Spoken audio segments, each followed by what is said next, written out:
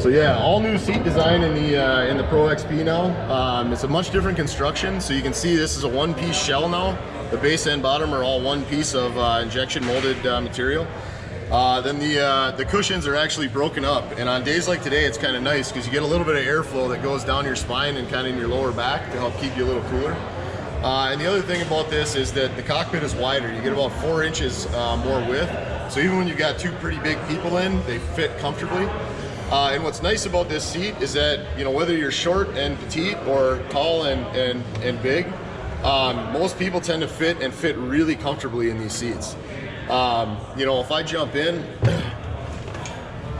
right, you'll kind of notice here that, you know, like everything's right where I need it to be. Down by my feet, you know, my dead pedal and my throttle pedal are almost in plane now. We've actually carved the floor out here, right down by your toe. So you get a little bit of extra kick, even though the frame tube, so it kind of walks its way around the frame. But it gives you a really, like, everything is kind of circled around you. So what we've done is we've tried to put the seat in a position that's going to be the most ergonomically correct for you, so that as you're operating and as you're driving, you feel super comfortable, which is going to make you able to go faster over the same set of terrain that you're used to riding in. You know, we put everything so it's in an easy zone of reach. So if you look, like my headlight and all-wheel drive switch, I don't need to pull my shoulders off the seat to get to. The same is true of all these accessory switch positions. The switch is up on the ride command display, the key. You know, we've got new steering wheel button controls now, both for the ride command as well as the dynamic system. And the steering wheel gives you more than just tilt adjustability now. So if you got a premium or an ultimate level machine, you actually get telescoping out of the steering as well. So you can go, you know, from way up here, way in here, all the way down, all the way back, and you can really get this in a posture that's, you know, about perfect for you as a driver. So you can get your elbows to be bent, you know, your shoulders back in the seat, and you're not going to be stretched way out trying to do this where you don't have any torque, you know, in your arms to be able to maneuver the machine. We've also shrunk the steering wheel down, so it's basically a similar diameter to what you would find in a Turbo S. So that tighter package makes you a little more confident as well. We've got a nice rubber overmolded structure that's really good on grip, really smooth on your hands. So it's a really comfortable steering wheel now. And we've got the ability to, you know, adjust the suspension modes up and down right on the steering wheel, as well as this red X button that you can use. You can tap it, and it'll give you a second or two of stiffening up all the shocks, or you can actually hold it down. So if you see something coming, a washout, you know, or if you're going slow and you see a ledge you're gonna have to drop off, you can actually hold it to lock those shocks in full compression. And then when you release, it'll give you another half second to 2 seconds of time before it goes back to whichever drive mode you're in for the suspension. Over on the side here, we've got command or controls for ride command. So you've got volume down, volume up. The play pause is actually kind of a cool feature where if you're on like FM radio, you can actually hit that to mute it. So you don't have to, you know, hold the volume way down and down and down to get it to turn off. You can effectively just pause the sound and then hit play again and it'll come back. And then this Polaris icon, this ride command button, that you can actually configure to do various different things through the display, whether you want it to toggle through screens, if you want to be able to drop waypoints in navigation, or seek audio. You can set that up to do whatever you want. Other cool things about this on the 7-inch display now, we've got a new feature this year called Group Ride that we've had in the past, but we've added a non-cell based configuration to it so that you can actually run off-grid now. So if you're out in the middle of nowhere and you've got, you know, multiple racers you're with, you can actually connect those vehicles up through this display in a group, and you can see where your buddies are and stay out of the dust. So you can let them, you know, go up half, 3/4 of a mile, hang back, and you can watch where they go right on your display. So that's a pretty cool feature that's new for this year with Ride Command. And that's available on, you know, any model we have that's got this 7-inch display starting in model year 2020. So how do you keep, how does it find everybody in your group? Yeah, so you go out, when you start up here, once this thing gets done booting, there's this group ride option that you can go to, and you can see you can do this if you have a mobile phone, so that's kind of what we used to do. But you can also do this, you know, it says V2V, which stands for vehicle to vehicle. So if you go in and turn that on, it asks you if you have an antenna. Now all the vehicles ship with one installed from the factory, but if you had a model year 19, those didn't come with the antenna. You can add that as an accessory kit. and then upgrade your software and the display through the USB. Once you turn that on, you go back, it'll say looking for nearby groups. So if somebody else had a unit keyed on, you'd actually see their group and you could just click to join. Otherwise, you go to a new group, you know, it comes with some default stuff, we'll just create one. And now if we went to another unit, they would actually see this group called Polaris Rider and they'd be able to join in as well. And how's it connecting though between the vehicles? There's a sub-gigahertz antenna that's actually doing basically a small version of a network. So it's broadcasting out your position and then receiving it from other vehicles around you. Yeah, so, and the beautiful part is you don't rely on a cellular connection or satellite. Awesome. So it'll work, you know, within, we say, about a mile or two in most conditions. Like out here where you've got line of sight for 10 miles, you may be able to get, you know, a few more than 2. But that's kind of the expected range you'll see in almost, you know, any condition. Yeah, so when you look at the new engine in this Pro XP, basically, if you kind of look at the bottom end design is exactly the same as what we had on the old XP turbo, but from the head up, we've redesigned the entire top of the motor along with the turbo to do a couple things. Number one is we've got a liquid cooled turbo now. Instead of just relying on oil, there's actually coolant flowing through to keep it cool, which means we can get a little bigger turbo, a little power out of it. The other thing that you notice visually here is that we've got coil on plug now over the spark plugs instead of having a remote mounted ignition coil and 2 plug wires. So you don't ever have to worry about somebody not putting that boot back on all the way or having a loose plug wire. You know, you pop your coils in, bolt them down, and they're exactly where they need to be. But right between those is actually a coolant line that comes out and goes up to this coolant reservoir. And this is actually what we call it a vented head. So the beauty of this design, if you kind of think about how a cooling system is, you got a radiator in the front, you've got an engine in the back, they're your high points, and then the coolant lines come, you know, down and makes kind of a big U shape or a big, you know, C shape, whatever you want to think about it as. Well, you end up with 2 high points, and on previous designs, if you got any air in the motor or when you're running really hot, you keyed off, it would localize boil, you know, in that area, and there was nowhere for that air effectively to escape to. Well, with this design now, what's really nice is that it will self-purge any air. So if you ever don't have it bled all the way, it will naturally bleed itself. And the other thing that happens is on a hot day like today, when it's over 100 degrees, you've been riding hard, you come to a stop and key it off, you get a natural kind of percolator effect where it'll continue to actually flow coolant in the motor, even though the pump's not spinning anymore, and allow that heat to vent up, you know, come up into the tank and get out of the engine. So instead of seeing your heat soak temps rise way up, these are much more moderate. And when you key it back on and fire up the engine, it'll be right back down to temp in a couple seconds instead of having to wait, you know, a half a minute or more. So the recovery time is much, much better on this setup as well. And what about the turbo? So the turbo is new. It's a liquid cooled turbo. We're running a bit more boost out of this one to get the additional horsepower out of it. But you know, beyond that, same style of setup that we've run in the past, right? So if you look, you know, the rest of the intake geometry is pretty well the same. There's been a couple updates on how the intercooler mounts for the liquid charge air cooler, just to increase the robustness in the intake a little bit. But overall, it's a, you know, I'll say a similar design of turbo, but we've added liquid cooling, not just oil. So you want to talk clutching here? Yeah. It's different on this. It's way different. So all new drive, you know, it's a completely different design than what the previous XP turbo had. You can see here, like, you know, when you look in the spiders, these are now, the sliders are buttons, so they're round instead of that wedge design that we used to have. So you get a much bigger contact patch on both sides across all the towers.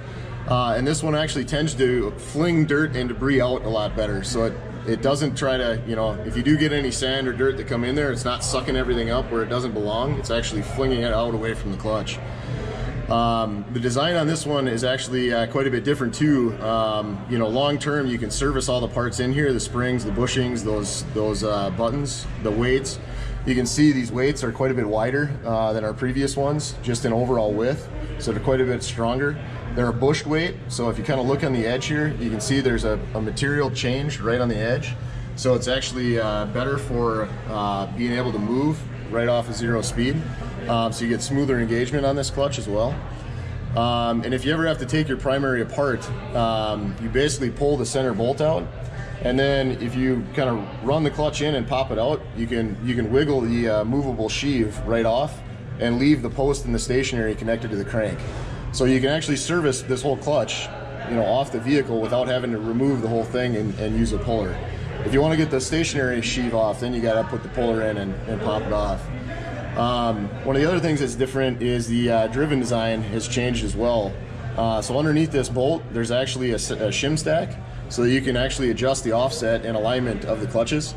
So if you ever get a unit where, you know, maybe the belt's worn down, or, you know, something didn't quite get put that back together after a service, you know, if your belt is riding up against one of the sheaves on the primary, you know, when you start it up and it gets hard to shift, you can basically pop this fastener out, and the easiest way, like if you put a phone in, you can see if the belt is either up against this side or up against this side, and then you can take shims in and out to adjust where the driven is in relation to the drive to keep that belt running perfectly straight, and then you get back to just smooth, buttery, you know, easy shifting. Nice. We also spin the secondary or the driven clutch a bit faster on this one, so that actually helps get more air flowing through the clutch box. And we also did a way better job, the guys that designed this, on being able to get air flow to all 4 of the sheaves. So when I say that, right, you got the stationary and the movable on the primary, and the same thing on the secondary. Well, in our old designs, we did a good job of, you know, over the years of generating more air flowing through here. But what we're really trying to do is get the heat from the belt into the aluminum, and then from the aluminum out to the air. And to do that, you can see there's some unique shapes and geometries in here, and that actually helps get the air not only to come in and out, but to flow around all 4 of those clutches, all 4 sides while it does it, so we can rip the most heat out of it to keep that belt nice and cool. One of the other things you see here on the clutch cover, on the inner cover now, is that the seal is built in here, so that's not on the outer cover anymore. So the outer cover is now a face seal, so you always get that good sealing surface, and you don't have to worry about like folding the edge over where you don't notice it when you go to put a cover back on. So yeah, I mean, these clutches are like all new from what we've had before, and way better. So belt life is up over 2x. You know, some people will see even longer life, you know, like way longer life, as long as you properly break a belt in. And yeah, they're, you know, you got to ride this morning, right? The engagement is quite good. You know, the controllability is there. It's a really, really nice setup. Yeah, so all new inner and outer clutch covers on this. And one of the cool features that, you know, people that have ever changed the belt are going to appreciate is the fact that the fasteners in here are retained in the cover.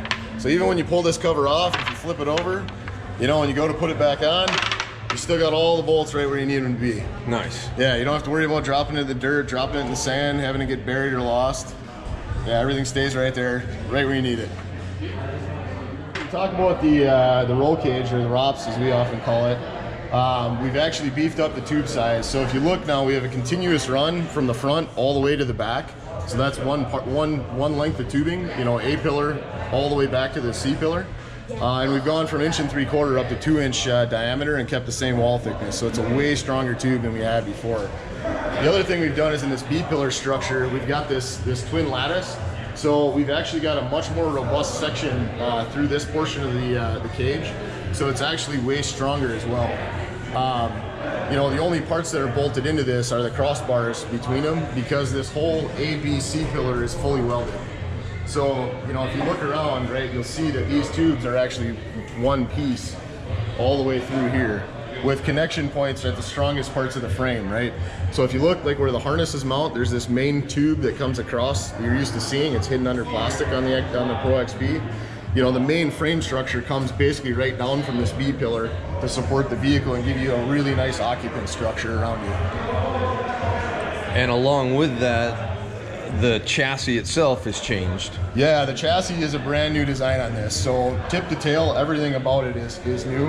And it's now a one-piece chassis. So there's no longer a bolted joint midway between the frame, because we actually put in an entirely new paint system, so we can process the whole vehicle now in one fell swoop through the plant. So instead of being, you know, a front half and rear half of the frame, it's now one frame, tip to tail. And the cage still does bolt on from the top. So one of the other cool things that everybody's gonna do every time they go ride, right? Fill your fuel tank up. So we've gone from a 9.5 usable up to a 12-gallon tank. We've also got a tether on the cap, so you don't have to worry about losing it, and a ratcheting cap so you know it's tight. And there's also a vent tube in here, so you can put your gas nozzle in there, run her full bore, and it'll fill the tank to the top without spitting back at you. So you don't have to worry about, you know, getting that last half gallon, you know, and being careful. Like this one, you can fill it as fast as the pump can pump it. So it's pretty nice. So yeah, again, if you get a premium or platinum trim, you get these Click 6 harnesses right from the factory, installed in your machine. And what's new this year is where the retractor is actually placed and how many retractors are on each harness. So if you look right down here, kind of in front of the seat, this is actually the harness retractor. And what's nice about it now is that, you know, you've still got 2 shoulder pads, right? It's got, you know, so you've got hips, your thighs, and then shoulders, so times 2, that's what makes it 6. Well, what's nice now is since you've got both of these, you know, coupled in one spot, that if you do hit something hard, both will lock up at the same time. It's not an independent lock. So, you know, with our previous, you know, 2 retractor setup, once in a while, if you're going through really heavy chop or like big whoops, you know, you sometimes get one would lock up on you because we had it mounted so high up. So you get a lot less unwanted lockup in this position, and it's also constant to both shoulders. You don't get one that kind of ratchets you back in the seat. So it's much more comfortable to ride actually with this Click 6 setup that's new on the Pro XP. All right, and talk about the adjustability of the seat. I think that's a big adjustability of the seat. Yeah, absolutely. So the passenger side only has tilt adjustability, and if you look, you can see there's a fastener here that comes through on both sides, and then there's additional holes in the seat frame. So basically you pop those fasteners out and you've got either a 5 or a 10-degree tilt that you can add in. The driver's side is very similar. It's slightly different mount, but that's got a toolless seat slider. So not only can you get that tilt adjustment to 3 positions, but you can actually slide forward and backward, and we've extended the distance you can slide because of the extra length in the cockpit.